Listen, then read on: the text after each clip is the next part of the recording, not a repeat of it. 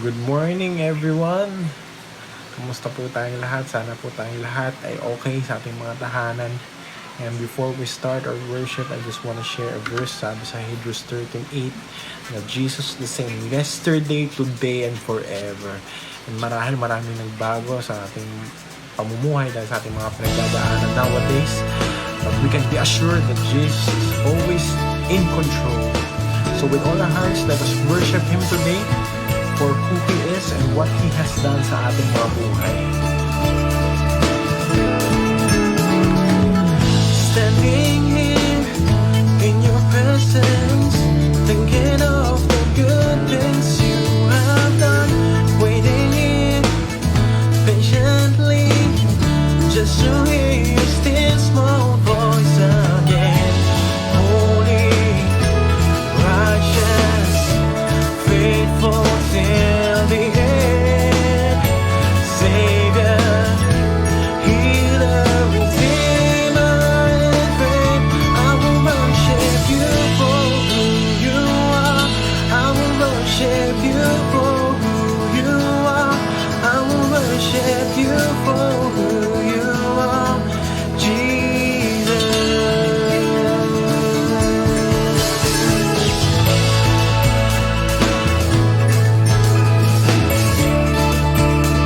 Let's continue to sing. Standing here. Standing here in your presence, thinking of the good things you have done, waiting here patiently just to hear that still small voice again. Holy, righteous, faithful till the end, Savior, Healer, Redeemer, and friend. I will worship you for who you are. I will worship you for who you are. I will worship you for who you are, Jesus. I will worship you for who you are. I will worship you for who you are. I will worship you for who you are, Jesus. My soul secure, your promise sure, your love endures always. My soul secure, your promise sure, your love endures always. I will worship you for who you are. I will worship you for who you are. I will worship you for who you are, Jesus. I will worship you for who you are. I will worship you for who you are. I will worship you for who you are, Jesus.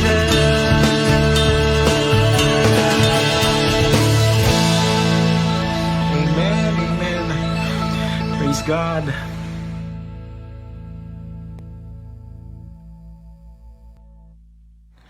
So as we continue to worship the Lord, sabi sa Psalm 16:11, you make known to me the path of life. In your presence there is fullness of joy, and at your right hand are pleasures forevermore. Napakaganda pong reminder nito, no? Kahit saan man tayo naroon, anong mga season ang meron tayo ngayon sa buhay natin, we can have this joy kung nasa presensya tayo ng Panginoon. And pangako niya that if we draw near to Him, He will draw near to us. Draw me close to you. Never let me go. I lay it all down again to hear you say that I'm your friend.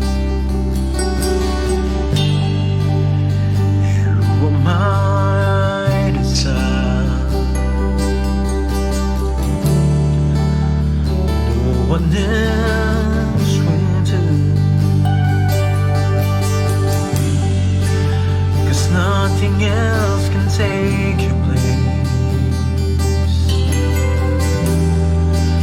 To feel the warmth of your embrace. Help me find a way, lead me back to you.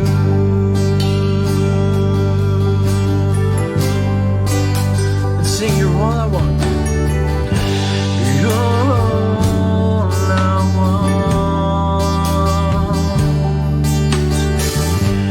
You're all I ever needed. You're all I want. Help me know you are near.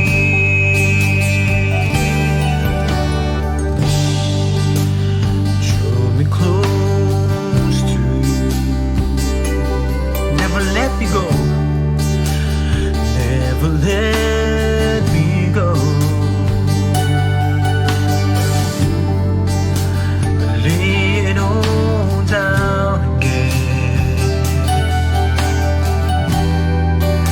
to hear you say that I'm your friend. You were my design. No one else will do.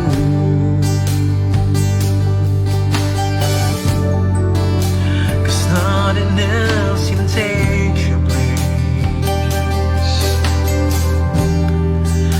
To feel the warmth of your embrace. Help me find a way, bring me back to you.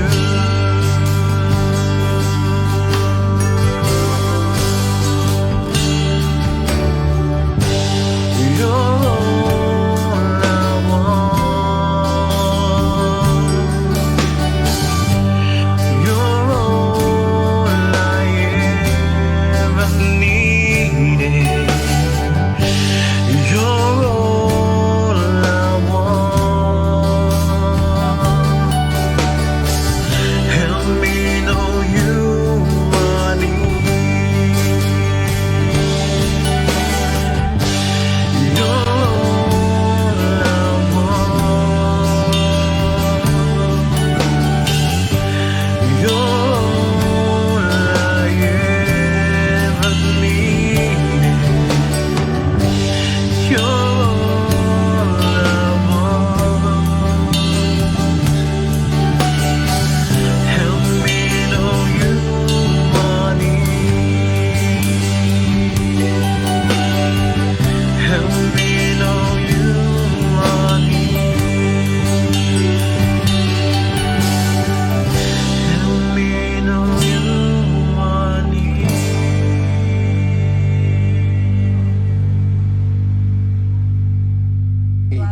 Pastoral prayer ni BJ. Tayo po ay manalangin. Samahan niyo po ako sa panalangin. Panginoon, maraming salamat po sa umagang ito na muli po ay tinipon niyo kami at binigyan niyo kami nitong panahon na ito sa umagang ito para sambahin ka. Patuloy kang bigyan ng karangalan sa buhay po namin. Panginoon, salamat po na sa buong linggo na ito, kayo po ang sumubaybay sa amin, kayo po ang nag-ingat sa amin, nag-provide para sa aming Panginoon. Salamat din dahil kayo ang patuloy din na nagmo-mold sa amin sa aming mga kinakapalooban na sitwasyon sa oras na ito. At sa oras na ito, we would like to acknowledge that you are indeed in control and above everything that confronts us. Panginoon, we look to you because there is no other that can truly resolve ito pong worldwide crisis ng COVID-19.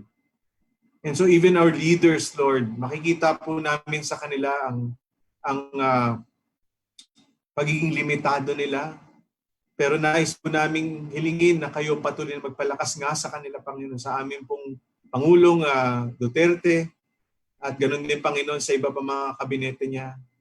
We pray for your continuous guidance and strength for our city mayors, yung po mga local government leaders po namin hanggang sa barangay level, Panginoon, sa mga bagay, sa mga distribusyon ng pagkain, sa pag-aayos po ng security sa aming pong mga lugar. Lord, we commit to you also right now, each and every one of us, as we come to worship you this morning. Would you allow us to secure our peace in you? Di namin, Panginoon, alam ang eksaktong mga kinakaharap po ng bawat isa sa amin, maliban po dun sa quarantine time na ito.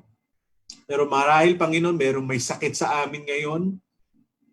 Would you touch the body of our brother or our sister who is sick right now? That you would restore them, Lord, to good health. Panginoon, marahil yung iba po sa amin ay meron pong struggle na financially at hindi na makabili ng sapat na pagkain.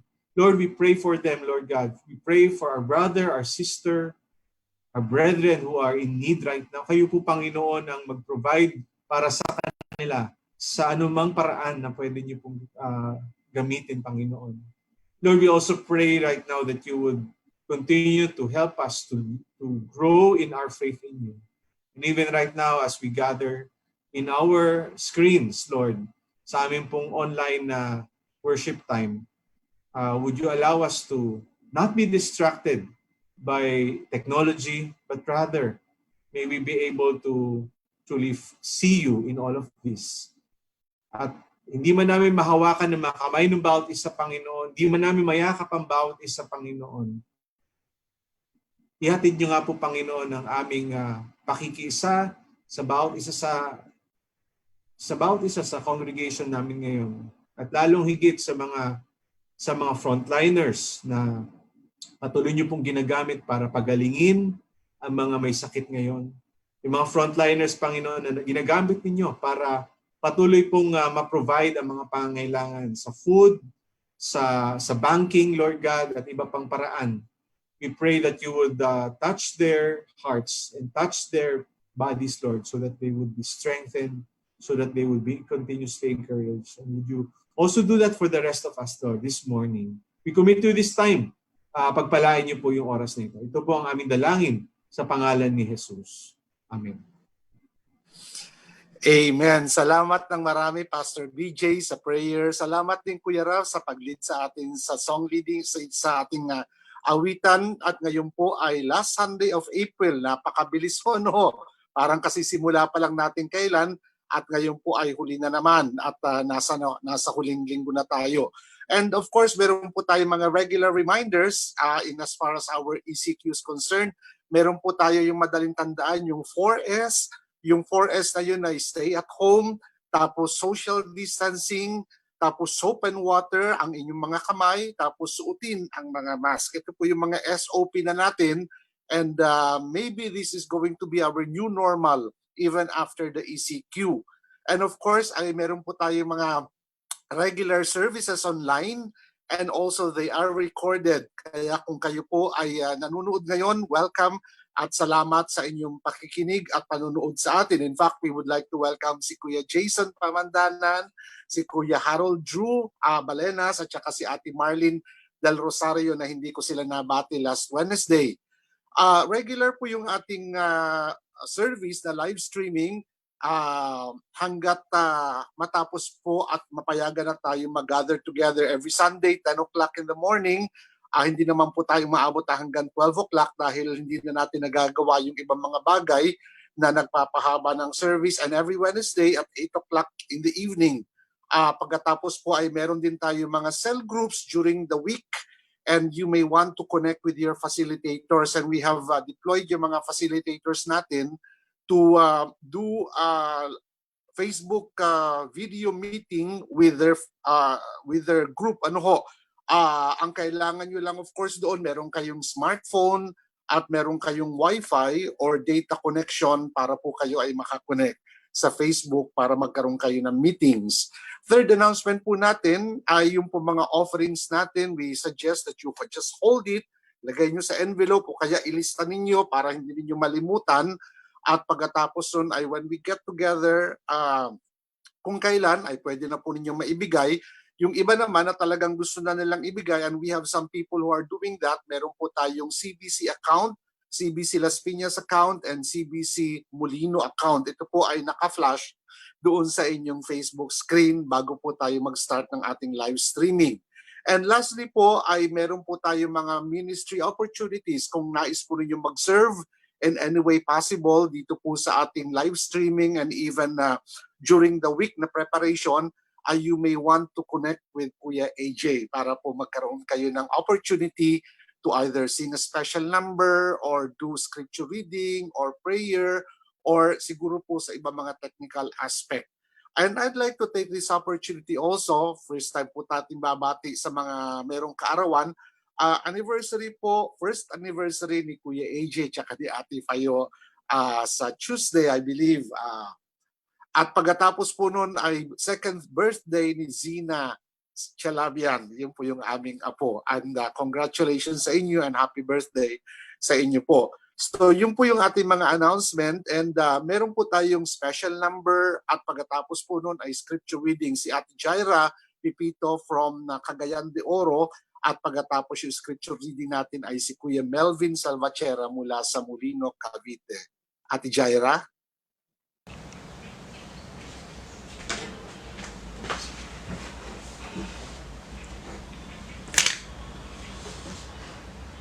Magandang umaga po sa lahat ng nakatutok po sa live streaming. And I pray po na ma-bless po kayo and may you find comfort po through this song.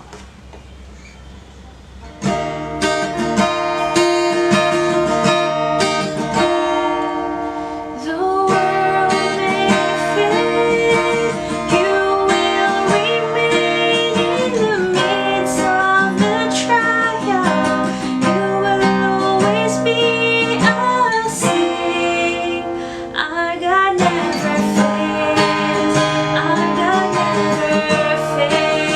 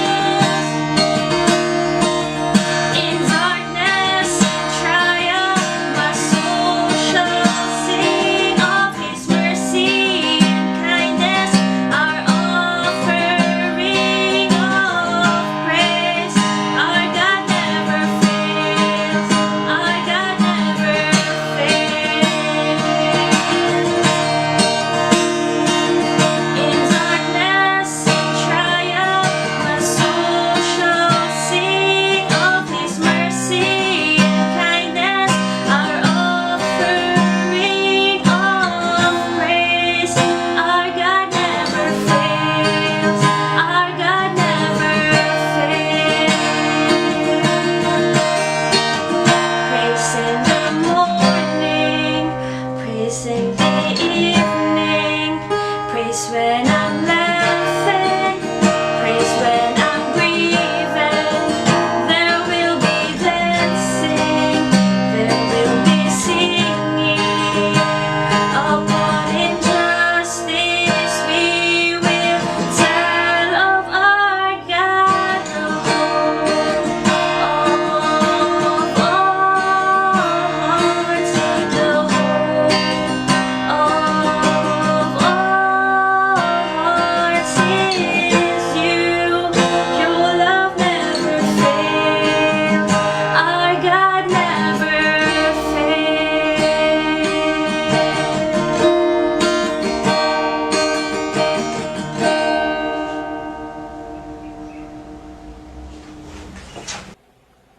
A reading from the book of Hebrews. Hebrews chapter 12, verses 1 to 3. Verse 1. Therefore, since we are surrounded by so great a cloud of witnesses, let us also lay aside every weight and sin, which clings so closely, and let us run with endurance the race that is set before us. Verse 2. Looking to Jesus, the founder and perfecter of our faith, who for the joy that was set before him endured the cross, despising the shame, and is seated at the right hand of the throne of God. Verse 3. Consider him who endured from the sinners such hostility against himself, so that you may not grow weary or faint-hearted. Praise God for the reading of His Word.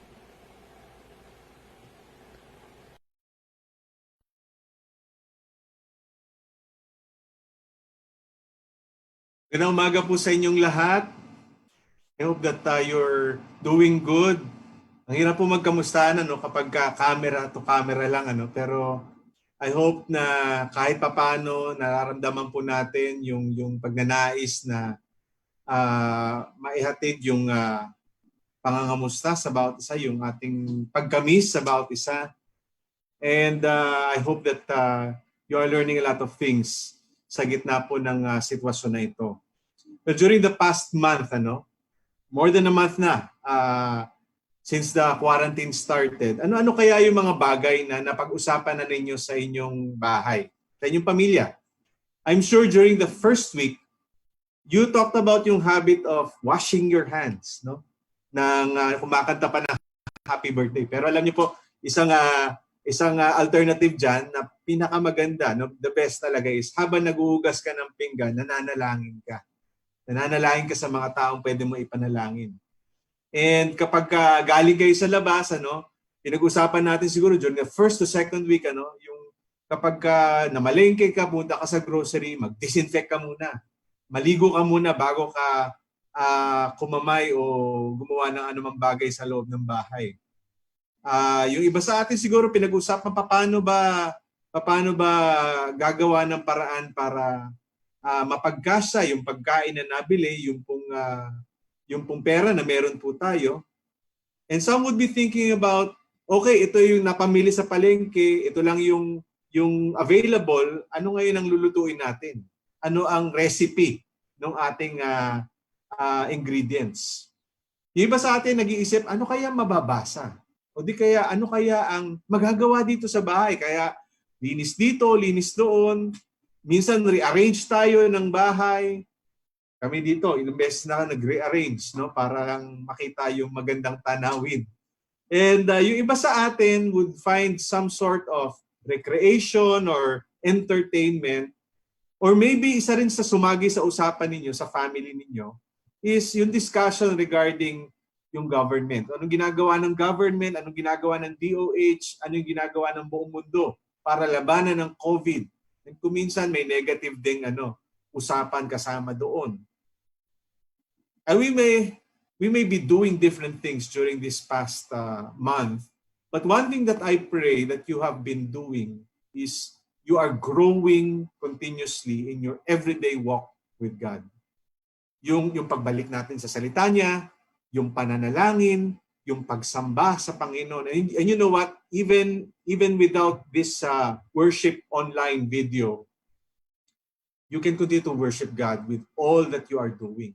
Sa paglinis mo, sa paglaba mo, sa pagluluto, Sa kung ano mang ginagawa mo, work at home mo, you can continue to worship God and give to God the honor and the glory even with what you are doing.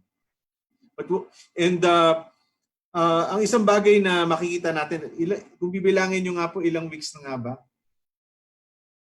Around 6 or 5 weeks na. Hindi na natin siguro magbilang, ano? Pero throughout those weeks, have you ever stopped to review, to remember, ano bang ginawa ng Diyos?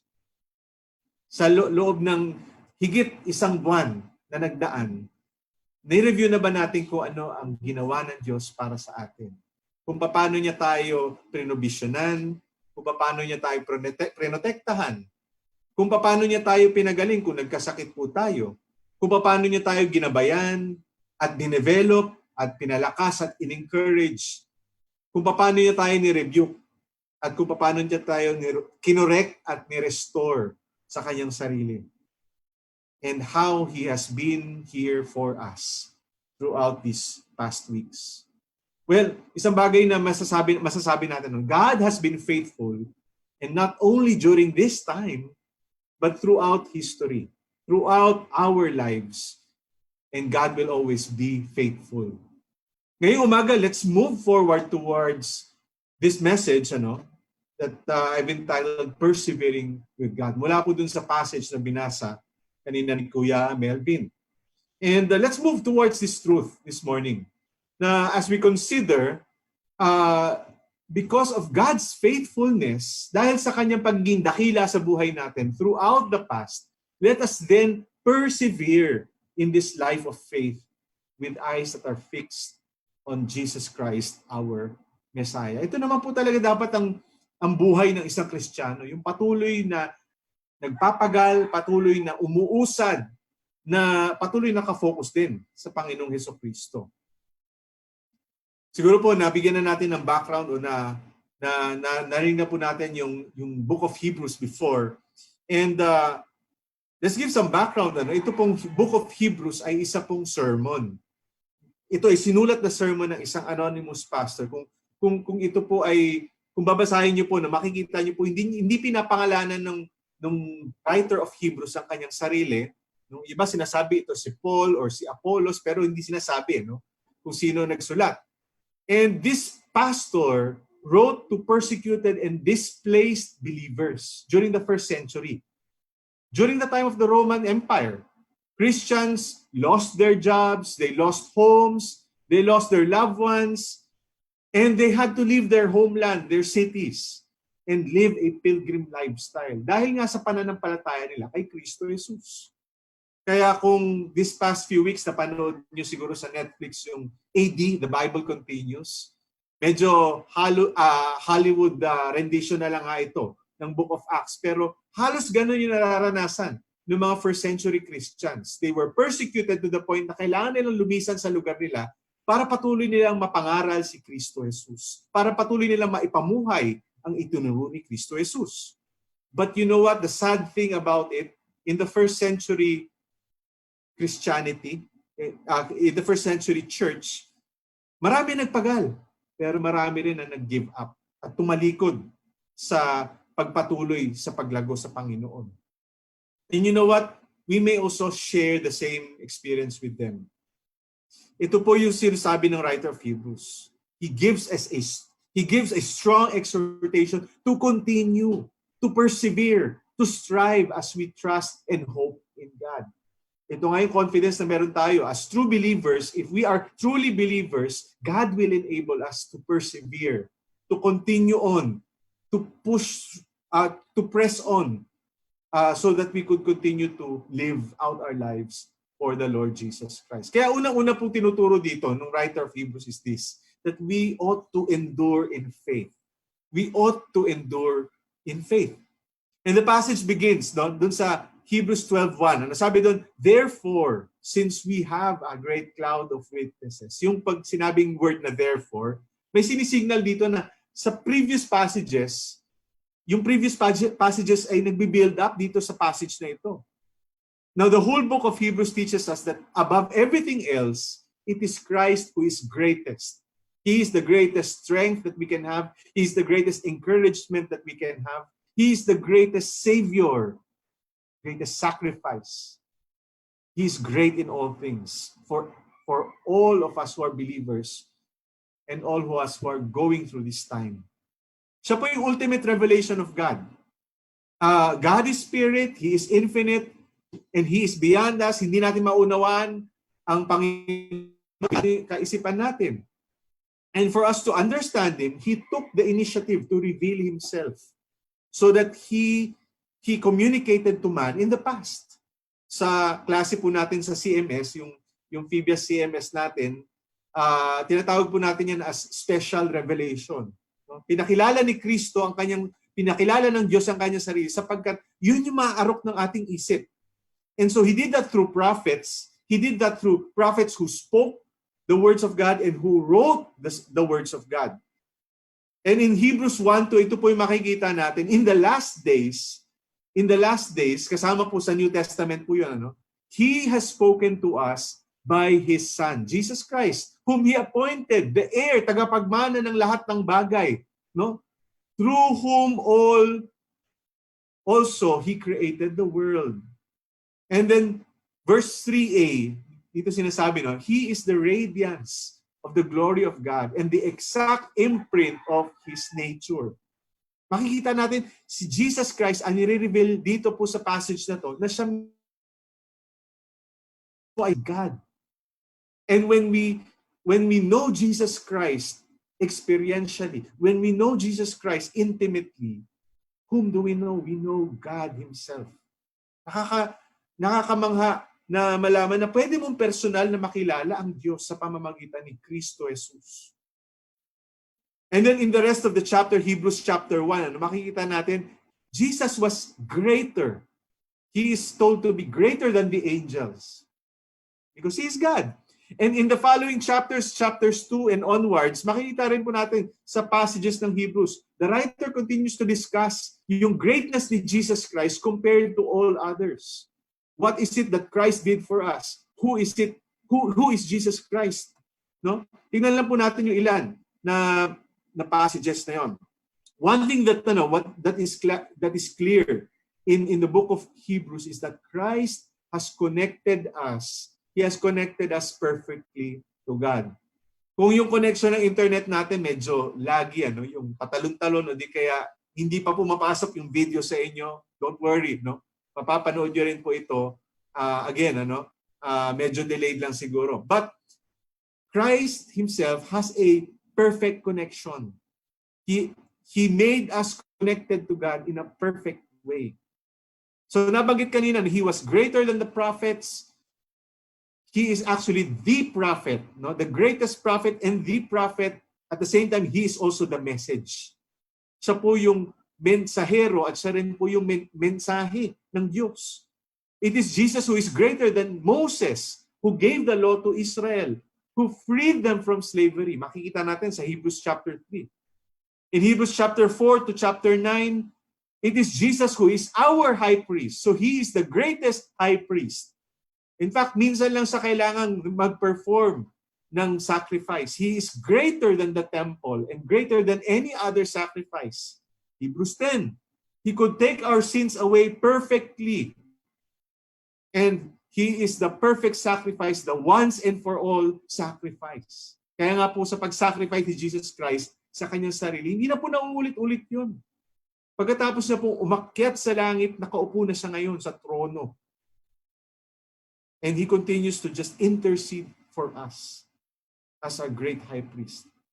Hebrews 11, mababasa po natin, we know this as the hall of faith, Yung mga Old Testament believers na nabanggit dito sa chapter na to, they place their faith in Jesus Christ, bagamat hindi pa nila nakikita kung sino siya, bagamat hindi pa nila alam kung sa paanong paraan siya darating. But they were putting their faith in the Messiah that was prophesied. They placed their faith in Him who was greater than all. Kaya pwede natin sabihin, yes, Christ is greatest. Nasa Kanya na ang lahat. And so this is what the writer of Hebrews is telling us. If we have faith, look at who the object of our faith is. He is the greatest. Our faith matters. Ito po yung pananampalataya natin. Merong katuturan. Meron pong bisa ang pananampalataya natin. Hindi dahil sa pananampalataya natin, hindi dahil sa laki ng pananampalataya natin, kundi sa greatness ng object ng faith natin. And that is the Lord Jesus Christ. Dahil ang pinagtutuunan ng pananampalataya natin ay si Kristo at sigurado ka dun sa object ng faith na yon, then we can be sure that our faith truly matters. At meron talagang bisa ito. Mapagkakatiwalaan kasi ang Diyos natin. At sinasabi ng Hebrews 11 kung ano bang klase ang pananampalataya na meron tayo. Sabi sa Hebrews 11 verse 1, Now faith is the assurance, kasiguruhan of the things that are hoped for, the conviction of things not seen. Ito po yung katibayan ng mga bagay na hindi nakikita. Of course, hindi lahat ng bagay na hindi nakikita ay totoo. Mga multo, hindi totoo. No? Yung pong mga imagination po na sineset into stories, yung mga fictional works, maaaring maganda siya, maganda yung mga kwento, pero hindi siya totoo. Pero ang Diyos, na hindi natin nakikita, paano natin nalalaman na totoo siya? Sapagkat meron bang ibang katibayan. No? Although we do not see Him who created all these, we see the creation. We see that there is a result of our faith. And so yun po yung conviction na meron po tayo. Kahit di natin nakikita na nag-i-exist ang Diyos, alam natin nag-i-exist siya sapagkat may katibayan. And so we continue to put our faith in Him. Mapapagkatiwalaan siya. And you can go through the rest of the chapter in chapter 11, Hebrews chapter 11, to see the list of people. Yung listahan ng mga tao, naandun po si Abel, naandun si Enoch, si Noah, si Abraham, si Moises, si David, yung mga propeta, 16 names all in all. Di ko na napangalanan lahat. And they represented all the people in the Old Testament who did not receive, who did not see the promise being fulfilled. Yun ay si Jesucristo. So even though they did not see the fulfillment of the promise, hindi man nila nakita yung kaganapan ng pangako ng Diyos para sa kanila na patuloy sila nagtiwala. Patuloy sila nanampalataya. Bakit? Dahil nga katiwa-tiwala ang Diyos. Our God is worthy of trust. So the Old Testament believers, though they did not see Him, they trusted in God for the fulfillment of all promises. And for them that included perfect rest. A perfect country, land, descendants, blessing, and a perfect salvation, perfect standing before God. Sa Old Testament, hindi naman po naliligtas sa paggawa ng mga batas. Kailangan pa rin nilang manampalataya sa Diyos para magawa nila yung mga batas. And so, faith continues on even right now. So, ang dami mga pangako na binigay sa mga Israelita. And did you know that for most of us right now, no, sa sitwasyon natin ito, siguro we long for that. We long for perfect rest. We long for a perfect country where there is a perfect land. You can be with your family, you can be with your relatives and friends, no, yung descendants, and you can be blessed by the Lord. Pero ito yung isang matinding blessing. We have perfect salvation in Jesus Christ. But you know that God is not yet done with history. Hindi pa natin natatamo yung kabuuan. No? Bahagya pa lang ito. Pero meron na tayong deposit dun sa pangako ng Panginoon. And don't you realize if you believe in the God of Abraham, Isaac, and Jacob, partaker ka rin dun sa promise na yun. Kabahagi ka dun sa pangako na yun na binigay ng Panginoon sa mga Israelita. And there is life beyond this life. You and I could already experience just a portion of that even right now through the Lord Jesus Christ. And so the writer of Hebrews continues to tell us this truth, that God has given a promise that is worth believing. God has given a promise worth believing. There is hope even through these harsh realities of today. Kung nakafocus po tayo sa mga pangyayari sa paligid natin dahil sa news, dahil nakatutok ka sa Twitter, yung pagdagdag ng mga nai-infect, yung pagdagdag sa bilang ng mga namamatay, yung tinagal pa ng lockdown at yung itatagal pa ng o yung kawalan ng kabuhayan, yung maaaring yung napipintong pagiging unstable ng income ng bawat isa sa atin. You know what? If you focus on those things, yes, mawawalan ka talaga ng pag-asa. You can lose sleep. You can lose sight of the bigger picture. You can lose weight. Di ka na nakakakain na maayos dahil nga nakatuto ka na lang lagi dun sa mga balitang negative. And yes, kailangan naman talaga nakatutok sa news. Dahil kailangan pagka nakatutok ka sa news, alam mong nangyayari sa paligid mo para alam mo kung anong ipapag-pray mo. Para alam mo rin kung ano yung mga dates na mga regulations around us. No? But we don't focus just on the things that are happening around us. What we do need to focus on is the God. We need to focus on God who holds all these things. We do not know what will happen tomorrow or in the next few weeks or months. Kahit nga ang ating presidente at yung iba pang mga world leaders natin, clueless din sila sa ibang mga mangyayari. Kahit sa economy na meron tayo, clueless din. But malay nga natin sa pamamagitan ng sa pagtutulungan ng mga leaders na ito ay makagawa ng mga solusyon, And one thing that we have learned, kahit ito pong mga leaders po natin, di naman nila, malay ba nila naabutin na yung panahon na ito ng pandemic. But there is one whom we can continue to hold on to, who holds all things in His hands and who has everything in His command and can be trusted. And that is God. Tanong ko lang, would God promise something that He would not have the ability to fulfill? Meron ba siyang binigay na pangako na hindi niya kayang tuparin? This is what we have. We have a hope that we can wait for and we can rely on. There is already new life. And new life has already begun in Jesus Christ. And we are awaiting for the fulfillment of a new creation kapag bumalik ang Panginoong Hesukristo. And katulad po natin, many people are waiting hopefully, longing passionately for God's promises to happen. And that's where the passage picks up.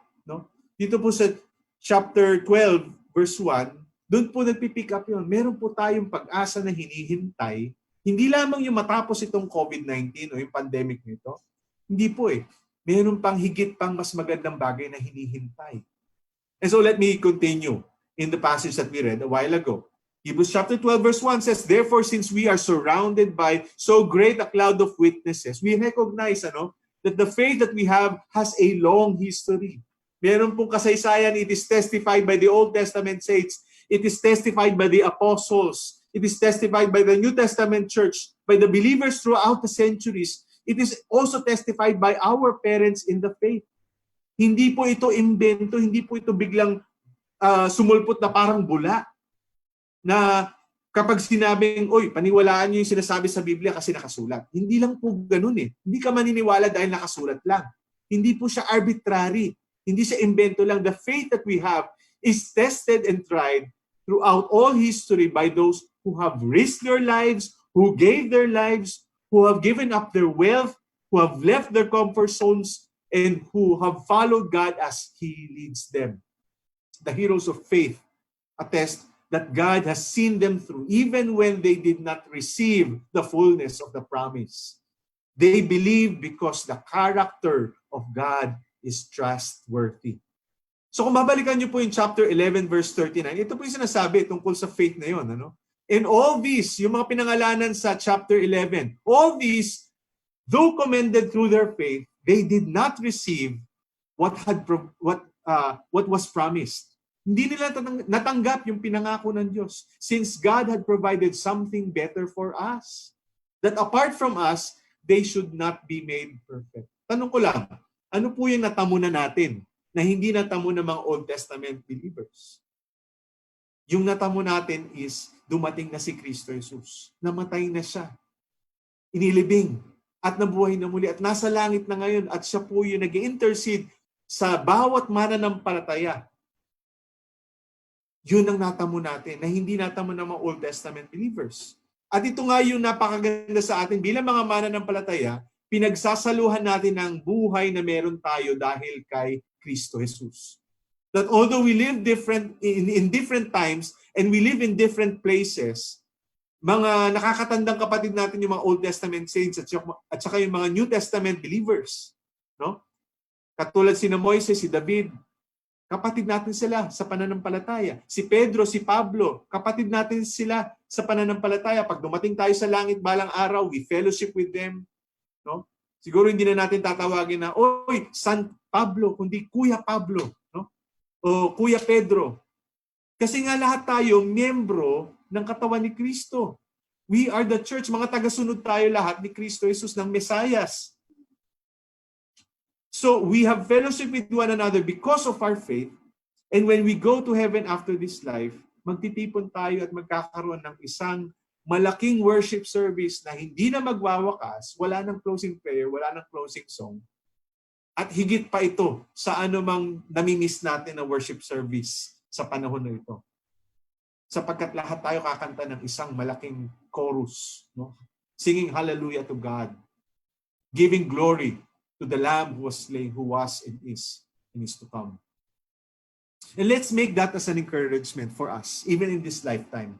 As we continue to live faithfully for God here on earth today, we look forward to a glorious hope, to be in the presence of God, to be in the presence of one another as believers in Christ, as brothers and sisters in Christ. Later on, we will have that great reunion. Let that be an encouragement. Let's look forward to that. Let that be something that would encourage us during this time. Now, one thing that we realize is that habang nabubuhay tayo sa mundong ito, no, God has called us to a sacred journey. Patuloy po tayong minomold ng Panginoon to be Christ-like. So, bumabiyahe po tayo. We are being transformed. Hinuhubog tayo ng Panginoon unti-unti para maging katulad tayo sa karakter natin at sa pananampalataya natin, maging katulad tayo ni Kristo Jesus. And as believers, kadalasan, ito po yung nakakalungkot. We celebrate the joy of being saved. Pupunta na ako ng langit, ligtas na ako, may assurance na ako of salvation. Pero ito po yung isa pang magandang i-celebrate natin, na hindi po natitigil ang buhay natin sa pagkakaligtas natin at sa pagiging sigurado nating pupunta sa langit. Ang buhay natin ay nagpapatuloy kasi yung kung sino ka dati, let's say, kung ikaw ay 10 years ng Kristiyano, kung sino ka dati 10 years ago, iba na ngayon. No? Binabago ka ng Panginoon, ginagawa kang mas mature, ginagawa kang mas loving, ginagawa kang mas patient. And just like every journey, we should not look forward only to the destination, yung pararatingan mo, hindi lang yun na nilook forward mo. Kung hindi, nilook forward mo din itong biyahe na ito. Itong buhay na ito, itong panahon na ito. Kaya nga isang bagay na magandang paalala sa ating lahat, huwag natin i-look forward lang yung, yes, let's look forward to the day that the quarantine ends and COVID-19 ends. Let's look forward to that. But right now, where you are with your family, in your homes, you can live your Christian life to the fullest. Paano yun, Pastor? You can cook for the glory of God. You can serve your family for the glory of God. You can wash the dishes for the glory of God. You can sweep the floor for the glory of God. You can work at home for the glory of God. Whatever you do, you can do it to the fullest for the glory of God and enjoy being molded by God to become more and more like Jesus Christ. Diba kapag dumaan tayo sa pagsubok at nakita mo yung resulta ng pinagdaanan mo, diba nakakatuwa? Ito pong ECQ na to ay pagsubok. At nakakatuwa dahil at the other end of this camera, naandyan po kayo. Patuloy pa rin po tayong nananampalataya sa Panginoon, patuloy pa rin tayong kumikilala sa Kanya, patuloy pa rin tayong sinusustain ng Panginoon sa iba't ibang paraan. At nakakatuwa yun. That is something that is worth testifying of. Hindi ko alam kung meron kayong anong tawag doon, yung time capsule na after ECQ ends, would you look back to all the lessons that you've learned? Nakasulat kaya yon sa isang journal o isang time capsule katulad ng isang pina-project sa mga anak ko na isulat yung mga nangyari during this time o yung mga natutunan during this time o yung mga ginagawa during this time, no? Oo, totoo po yung limitado po tayo sa magagawa natin pero marami rin po tayong maaari matutunan gawin. Ano bang natutunan natin gawin during this ECQ time? Siguro ito po yung ilan, ano? Let me just enumerate some of them. Yung iba sa atin natutong mag-share ng gospel sa pamamagitan ng Messenger o sa pamamagitan ng Zoom. Yung dati mong hindi mo ma-share ng gospel, na kaibigan mo yung kamag-anak mo. Ngayon, urgent ngayon na i-share ang gospel. Sapagkat takot sila mamatay. Bakit? Hindi nila alam. Hindi maraming mga tao ngayon, hindi alam kung saan pupunta. So, that is a way that we can introduce the hope that Jesus Christ gives. Yung iba sa atin, natutong mag-disciple ng sarili natin mga anak at mga pamilya. Kung dati hindi tayo nagde-devotion ng madalas, o hindi tayo nagba-Bible study, even after this worship service or even after the Wednesday na midweek natin, may mga discussions patungkol sa Panginoon, patungkol sa salita ng Panginoon in our families. Yung iba natutong magbasa ng Biblia, mag-aral ng Biblia. Yung iba natutong, on the practical side, yung iba natutong magluto ng nakikita mo lang dati sa menu. No? Yung dati nakikita mo lang sa menu ng restaurant, ngayon expert na kayo, mga chef na kayo, no? Yung iba marunong gumawa ng tinapay, baka pwede tayo mag-apply kay Ate Becky at kay Kuya Ramon, later on, kaya lang kapag nag-expand sila. No? Maging mga bakers, no? Yung iba natutong maglaba dahil walang washing machine. Yung iba natutong manahi dahil walang mananahing pwedeng puntahan. Yung iba natutong gumupit ng buhok, naging barbero overnight. Kasi sarado ang mga barbero. Yung iba natutong mag-edit ng video. Yung iba natutong maging techie, mag-Zoom, mag-FB. Katulad nito, hindi naman natin alam kung paano gawin ito a few months back. Pero nagagawa na natin yung may FB Live tayo. Yung iba nakatapos ng free online course sa TESDA o di kaya sa Harvard, no? O sa UP Open University. Yung iba natutong sumayaw, no? Kumanta at kunwaring kumanta sa pamamagitan ng TikTok. Yung iba natutong mamili sa palengke, lalo na yung mga husbands, natutong mamili sa palengke. Yung iba natutong mag-urban farming. No? Kung sa probinsya meron tayong bahay kubo, ngayon meron tayong bahay na bato. Kung ano-anong tumutubo sa paso o di kaya sa kapirasong lupa. And those are short-term rewards. Marami tayong natutunan, di ba? And maybe you could write that down in your journal. Write that down so that you can appreciate these months or these weeks of the ECQ. Hindi puro masama ang nangyari sa ECQ.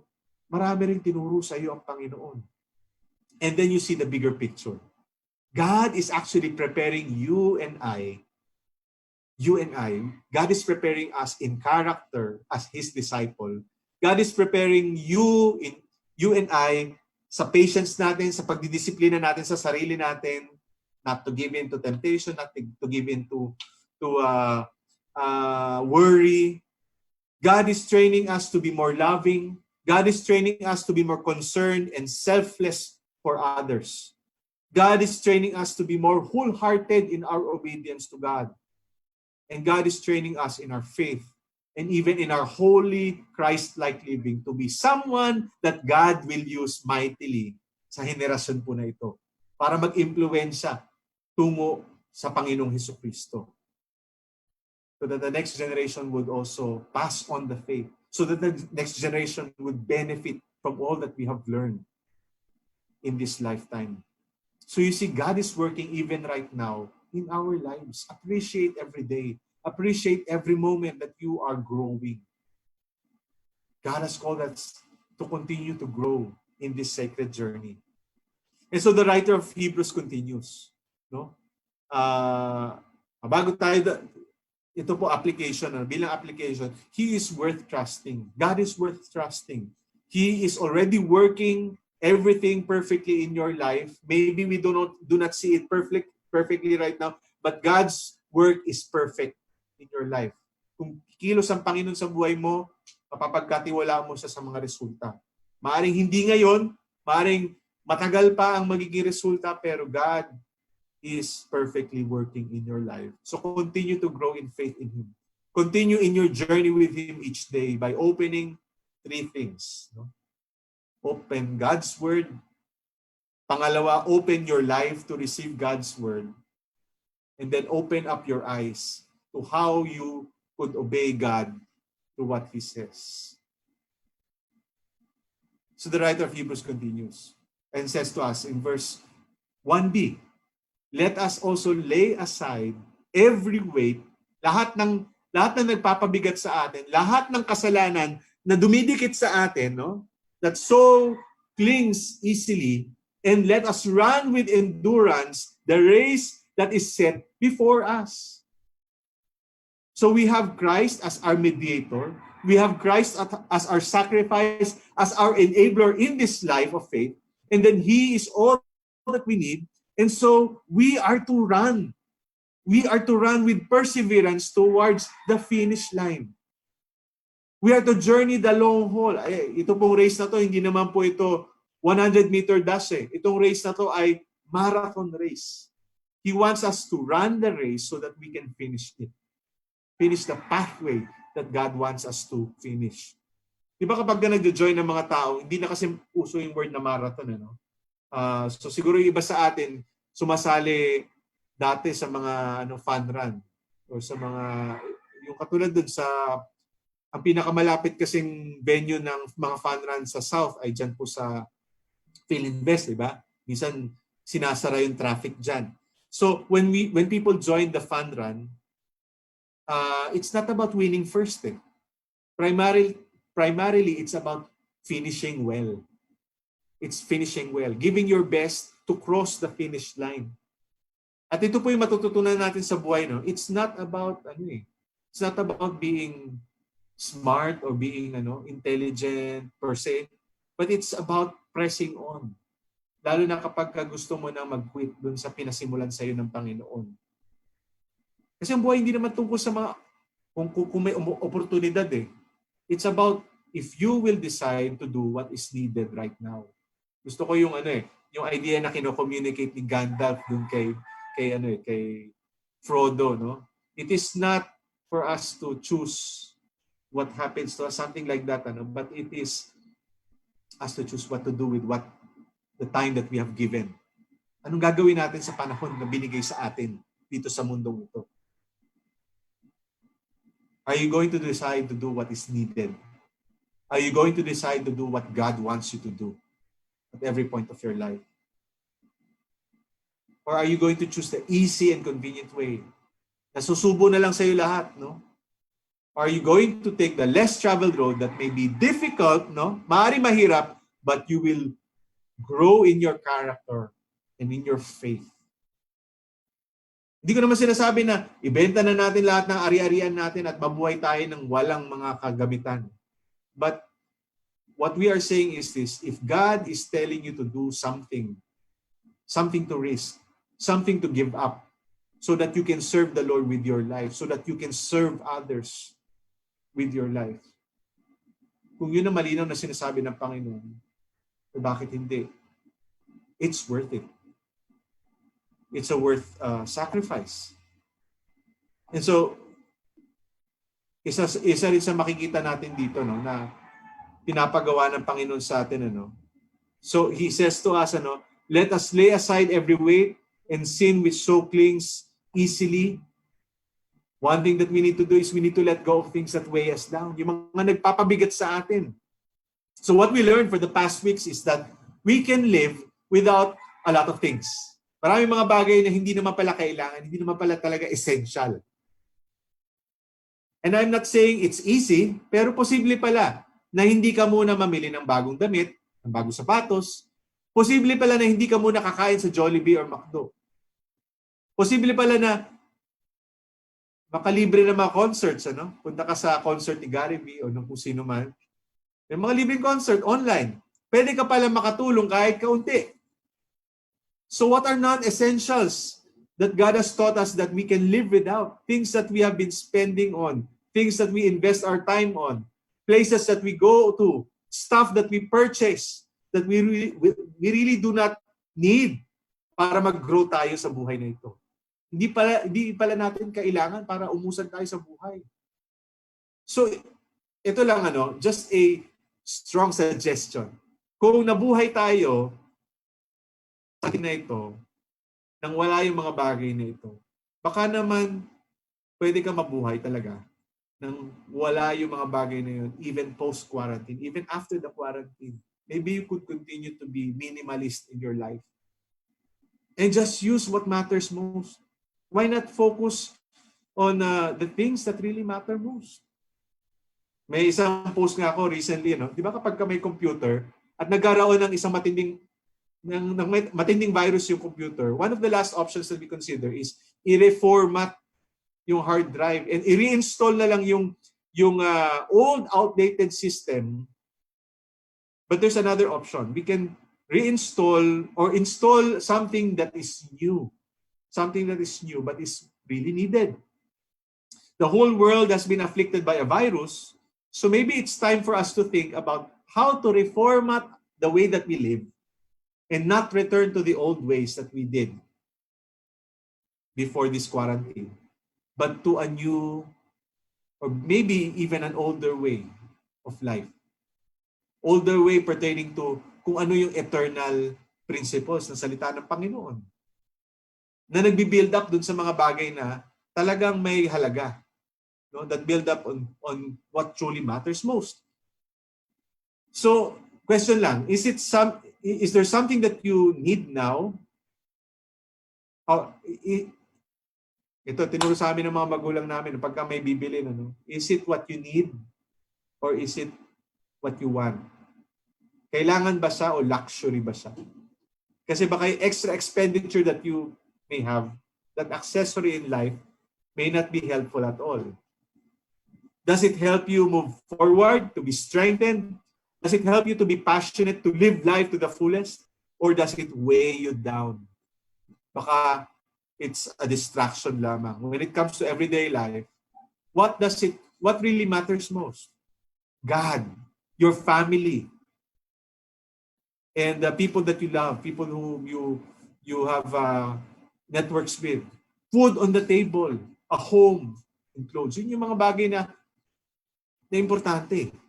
And anything more than that may be a distraction from what truly matters most. If it is, God may want you to let it go. So, let it go. Let go of things that weigh you down. And then, another thing that we may need to do is we need to think through. Meron ba akong kasalanan na kailangan kong waksihin? Natanggalin sa buhay ko? We need to get rid of sin and anything that causes us to sin. Remember, sin starts in the mind. And habang ito ay patuloy na minimeditate ng puso natin, what happens is it is put into action by our words and our action and the way that we relate with others. The phrase that is used here is sin that so easily entangles. The idea is that sin is really so easy to do. Madali pong kumapit sa atin ng kasalanan. It sticks to you effortlessly. Whether it be lust, kahalayan, pagkakaroon ng maduming kaisipan, impure thoughts, hatred to others, galit, jealousy, iinggit ka sa kapitbahay mo, deceitfulness, pagpapanggap, pretending to be someone that you are not. Yung mga kasalanan, hindi pa natin na-lista yung ibang mga kasalanan na binabanggit ni Paul sa Galatians saka sa Colossians. Pero para bang if you would just imagine walis ka ng walis ng sahig pero hindi nawawalan ng alikabok. Ganun ang kasalanan. Yung alikabok patuloy araw-araw na magkakaroon ng alikabok. And if you do not intentionally you are not intentionally having yourself cleaned by the Lord, lagi magkakaroon ng ganun sa buhay natin. So we need to get rid of sin. in our life. How do we do that? Sabi sa Galatians 5:16, but I say, walk in the Spirit so that you will not gratify the desires of the flesh. May struggle ka ba sa kasalanan? Kailangan mong pumunta sa Diyos. Kailangan mo humingi ng tulong sa Kanya. At kailangan patayin ang kasalanan sa ugat nito. The sin that you struggle with can be killed if you stop feeding it. Kapag may halaman ka, kapag dinidiligan mo, maganda, no? Pagka naaarawan, maganda, tumutubo siya. Pero kung kasalanan yon na tumutubo sa buhay mo, tigilan mong pakainin to. Instead, feed your soul with the truth of God's Word. Spend your time in meditating, thinking reflectively about what is true and what is noble, what is righteous, what is good, and continuing the conversation with God throughout the whole day, even in your mind. Hindi naman natin sinasabi maging Bible nerd tayo, no? What we really need is to be consistently and humbly walking with God so that our everyday lives submit to God and His will for our thought life. So one question that you need to ask is, will you choose godly thoughts or will you choose thoughts that are motivated by the flesh? Will you talk lovingly and truthfully or will you talk impulsively? Yung bugso ng damdamin. Will you continue to be a complainer about things that are happening around us? Or will you think about how you can help others as well? Another thing that the Bible tells us is in Romans chapter 12 verse 2, alam natin to, do not be conformed to this world. Huwag kang makiayon sa mundong ito, but be transformed by the renewal of your mind, that by testing you may discern what the will of God is, what is good, what is acceptable, and what is perfect. You see, you can only move forward and grow in God as much as you have laid aside the heavy weight that you are carrying and the sin that enslaves you. Jesus freed you already. So live free in Him and pursue the life na binigay na sakat sa iyo ng Panginoon. So we are to endure in our faith in Jesus Christ. He has already secured us with Him in heaven. And secondly, ito medyo maikling point na to. Because this is already emphasized already earlier on in the passage. We need to focus on our Messiah. In verse 2 and verse 3, we need to focus on Him. Sabi doon, verse 2, looking to Jesus, the founder and perfecter of our faith, who for the joy that was set before Him endured the cross, despising the shame, and He's now seated at the right hand of the throne of God. So mababasa natin yung mga heroes of the faith doon sa chapter 11, di ba? Si Noah, si Abraham, si Moses, si Joseph, si David.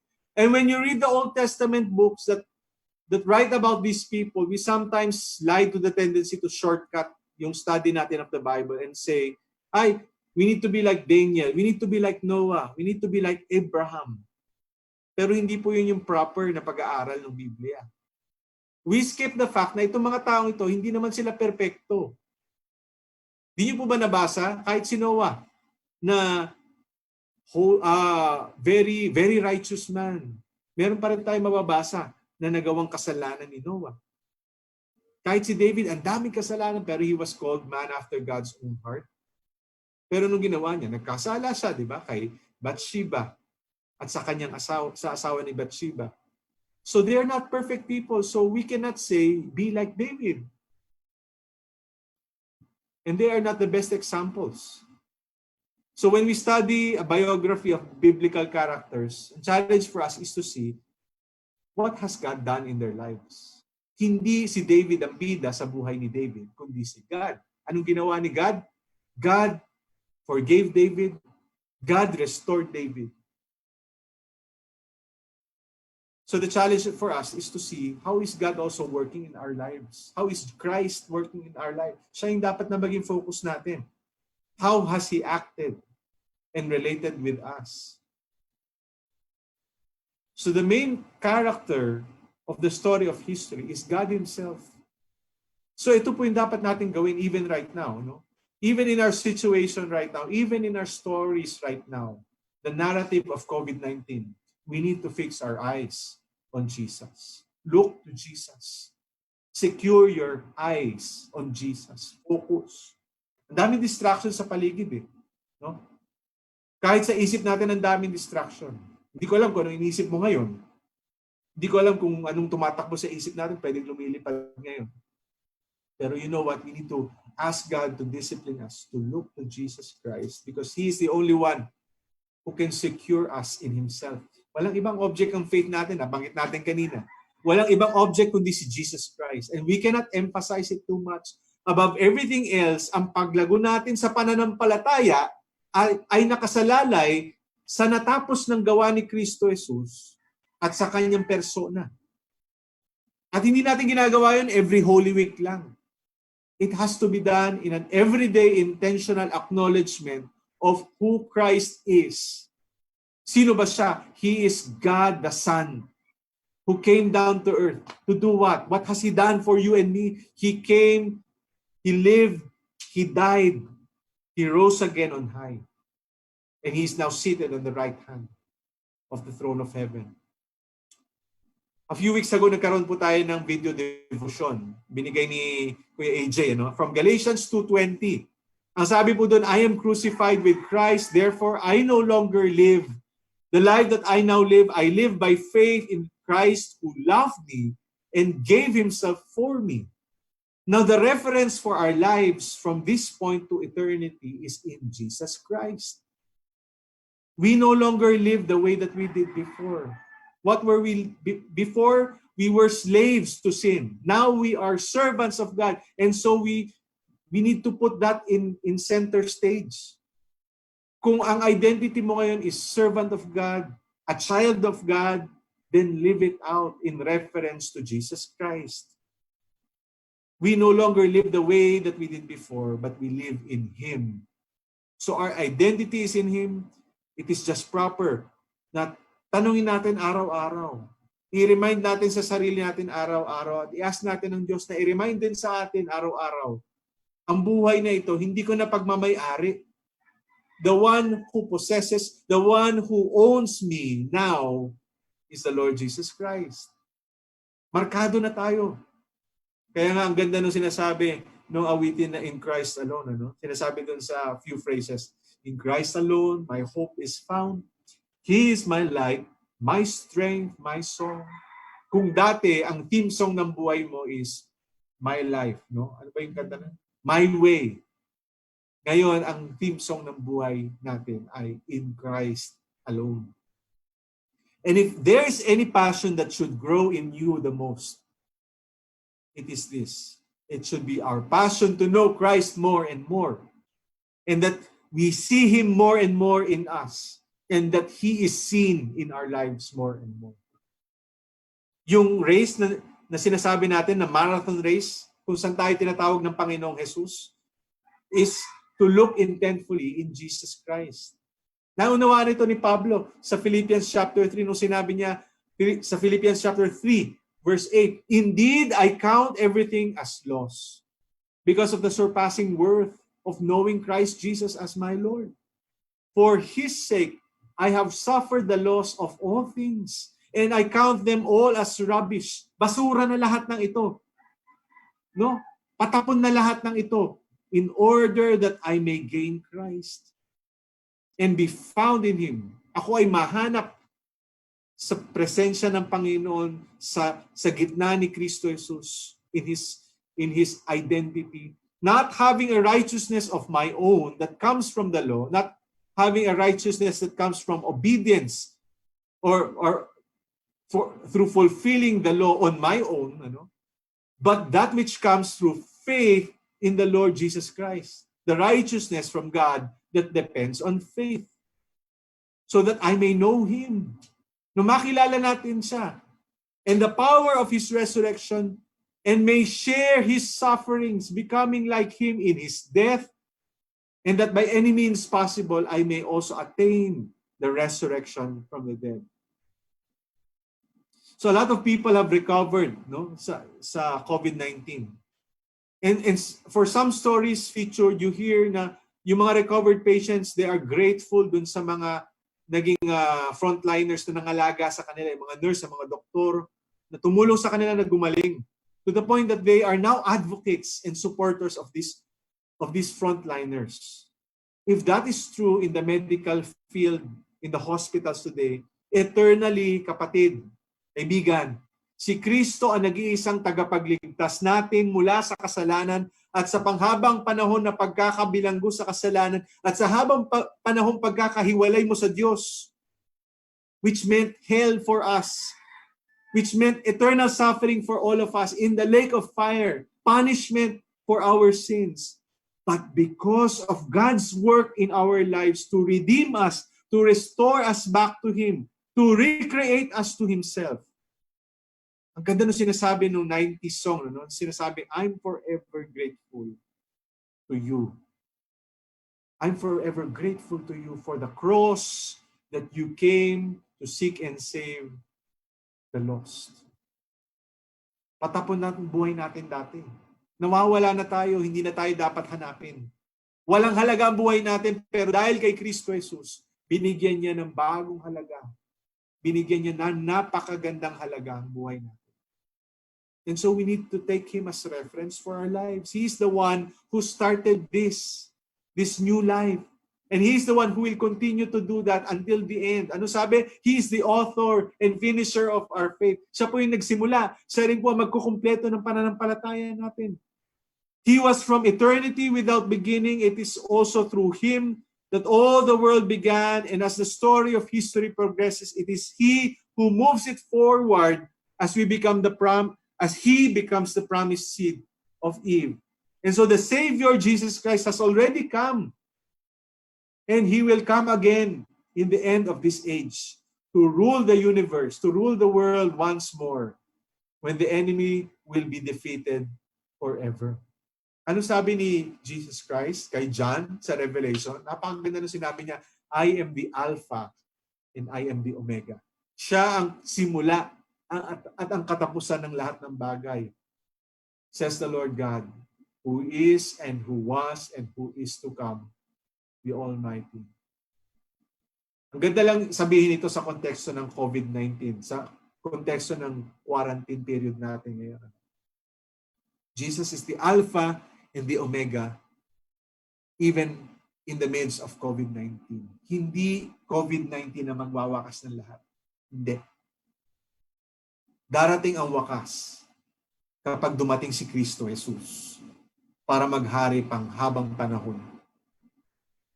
My question to you this morning is, handa ka ba? Kung darating si Kristo, handa ka ba? Kasama ka ba dun sa makakabilang ng kanyang mga alagad? Sapagkat kung hindi, baka kailangan mong tanungin ang katabi mo ngayon. Baka kailangan mong i-message kami o maaari ngayon, kausapin mo ang Panginoon at sabihin mo sa Kanya, Panginoong Jesus, hindi ko alam ang mga pangyayaring ito. I want to be sure that I am counted as yours, counted as someone who is owned by you, someone who is your child. Kung hindi ka pa nakakasiguro na ikaw ay anak na ng Diyos, kung hindi ka nakakasiguro na ikaw ay pagmamay-ari na ng Diyos, at hindi ka pa sigurado na ikaw ay ligtas na, maaaring ngayong umagang ito, pwede mo sabihin sa Panginoong Jesus, Panginoong Jesus, nakikita ko ngayon na yung ginawa mo sa krus ay para ako ay iligtas.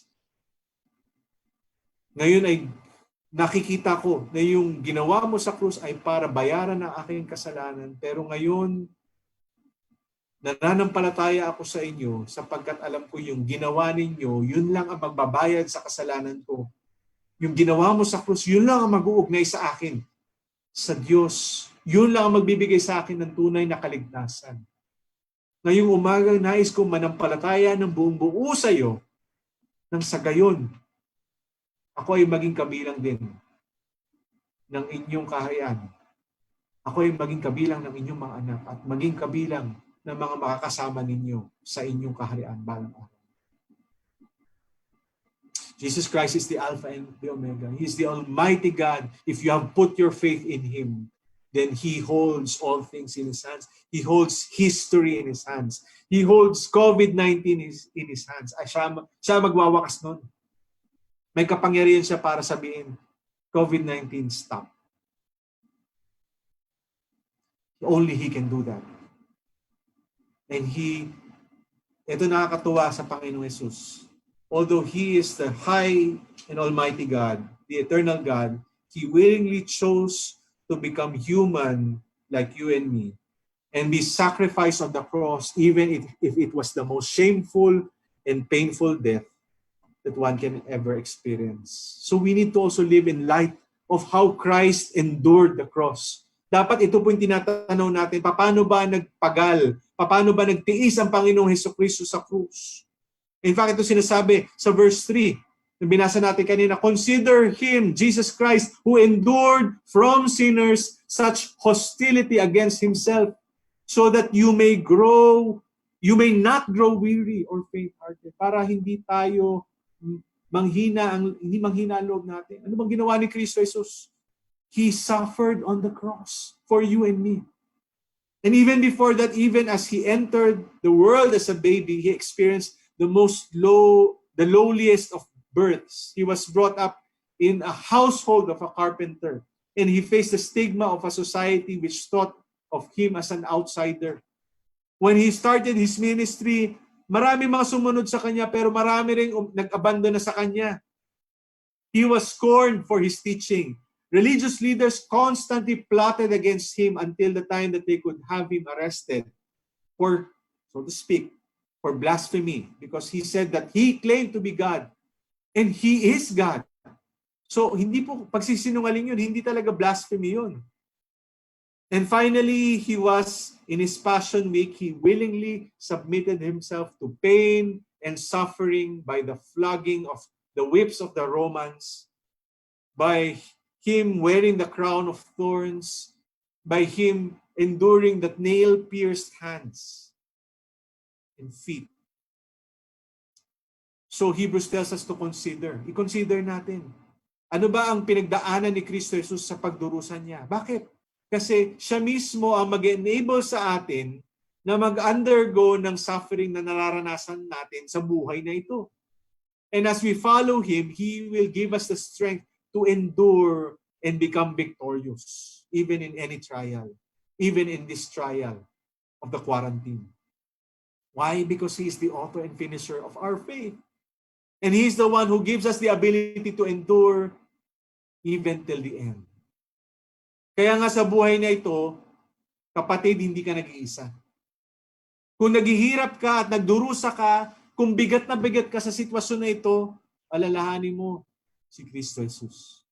Alalahanin mo yung dinanas niyang paghihirap para sa atin. Tumingin ka kay Kristo Jesus. Turn your eyes upon Jesus. Sapagkat siya nagdusa ng mas matindi pa para sa atin. Para sa atin. Para bigyan tayo ng tunay na pag-asang mabuhay para sa Kanya sa buhay na ito. At para makasama niya ngayon at magpakailanman. And as He continues to work in our lives today in many different ways, He is preparing the next few weeks, He's preparing the next few months and years of your life so that you can continue to persevere for His name with Him in your life until heaven comes or we go up to Him. Kaya nga, consider this mga kapatid, because of God's faithfulness in our lives throughout the past, let us persevere in this life of faith, continuing to fix our eyes on Jesus Christ, our Messiah. Just a note of encouragement. Nasa gitna tayo ng isang historical na panahon. No time in history does everyone experience the same thing, no? Yung COVID-19. Sabi nila parang World War II, pero pinag-usapan namin ni Ben kagabi. No? Sa World War II, sa ilang patsa-patsang lugar lang ng mundo, nagkaroon ng gera. No? Nagkaroon ng labanan. Hindi buong mundo nawasak ng World War II. No? And during that time, after World War II, ito po nangyari, believers became catalysts to help society start again. Tayo mga mananampalataya, yung mga mananampalataya pala nung time na yon, after World War II, sila po ang naging catalyst para magsimulang muli ang society. Sa pamamagitan ng gospel, nagkaroon ng pag-asa ang mga buhay na magsimulang muli. Kaya nga, isa sa mga bagay na ilan sa mga bagay na natayo ay yung ministry ng Far East Broadcasting Company, yung DZAS, tsaka DZAS 702 at saka yung sa 98, nakalimutan ko na, DZFE, no, sa FM. Nasimulan ito as ministry after the World War. Yung Phoebias, no, yung Bible school kung saan ako nagtuturo, was started after the World War. Ganun din po yung Send International, formerly Far Eastern Gospel Crusade. Nagsimula yan after the war. Nakita niyo po, dahil sa pag-asa na meron kay Kristo Jesus, nakapagsimula ang mga ministries na to. Just looking for parallels also in Philippine history. Noong mga huling taon din ng martial law during the 80s, nung papunta na sa panahon ni Cory, during the 80s, maraming mga churches na nagsimula, di po ba? At kasama na po noong 1988 na simulan ang Christian Bible Church. Hindi niyo po alam. Ngayon, pagkatapos kaya ng COVID-19 pandemic, ano kaya ang mga ministries, mga gawain ng Panginoon at mga churches ang masisimulan? Maaari ikaw, kapatid, ang makatulong para magsimula ang mga bagong mga gawain na ito. In my journal, I wrote this, itong sentence na to, let's prepare for the worst. Yes. But let's also plan for the best. Maybe this time of COVID-19, di natin alam kung kailan patatagal, kung ilang linggo pa, kung ilang buwan pa yung ating quarantine. But I think it's also time to plan for the best years of your life. Maybe, lagyan natin plan A, B, C, D, E. Di natin alam kasi kung gaano katagal. Pero start to plan also what will be your life, what will you contribute to society, what will you contribute for the widespread of the gospel even